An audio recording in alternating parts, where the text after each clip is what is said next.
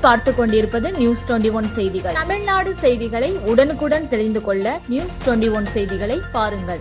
கொடைக்கானலில் கடந்த சில மாதங்களுக்கு முன்பு 2 வெவ்வேறு இடங்களில் சுற்றுலா பயணிகள் தவறவிட்ட 2 சாம்சங் செல்போன்களை காவல்துறையினர் மீட்டு உரியவர்களிடம் ஒப்படைத்தனர். திண்டுக்கல் மாவட்டம் கொடைக்கானல் ஒரு சர்வதேச சுற்றுலா தலம் என்பதால் தினந்தோறும் ஏராளமான சுற்றுலா பயணிகள் வந்து செல்வது வழக்கம். இந்நிலையில் கடந்த வருடம் அக்டோபர் மாதம் தேனி மாவட்டம் ராயப்பன்பட்டியிலிருந்து ஜெயபால் என்ற சுற்றுலா பயணி தனது குடும்பத்துடன் சுற்றுலா வந்துள்ளார்.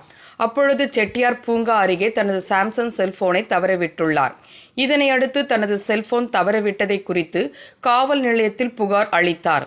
இதன் அடிப்படையில் காவல்துறையினர் செல்போன் ஐடியை டிராக் செய்ததில் மதுரை மாவட்டம் பேரையூரில் உள்ள செல்போன் கடையில் விற்பனை செய்ததை தொடர்ந்து காவல்துறையினர் கண்டறிந்து காவல் நிலையத்திற்கு கொரியர் மூலம் கொடைக்கானலுக்கு வரவழைக்கப்பட்டுள்ளது.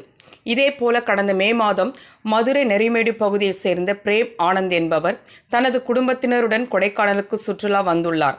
அப்பொழுது சாம்சங் செல்போன் பூம்பாறை பகுதியில் தவறவிட்டுள்ளார். இதனைத் தொடர்ந்து கூலி வேலைக்கு வருகை புரிந்த கெங்குவார் பட்டியை சேர்ந்த நபர் ஒருவர் உபயோகப்படுத்தியதைத் தொடர்ந்து ஐடி டிராக் செய்ததில் கீழே கண்டெடுத்ததாக அவர் கூறிய நிலையில் அந்த செல்போனும் காவல் நிலையத்தில் ஒப்படைக்கப்பட்டது. இந்த 2 சாம்சங் செல்போன்களை உரிய நபர்களான ராயப்பன்பட்டியை சேர்ந்த ஜெயபாலிடமும் மதுரை பேரூரை சேர்ந்த பிரேம் ஆனந்த் உள்ளிட்ட இருவரிடமும் காவல் ஆய்வாளர் இன்று ஒப்படைத்தார். இதனைத் தொடர்ந்து தங்களது செல்போன்கள் பெற்றுக்கொண்டதைத் தொடர்ந்து காவல்துறையினருக்கு நன்றியை தெரிவித்தனர்.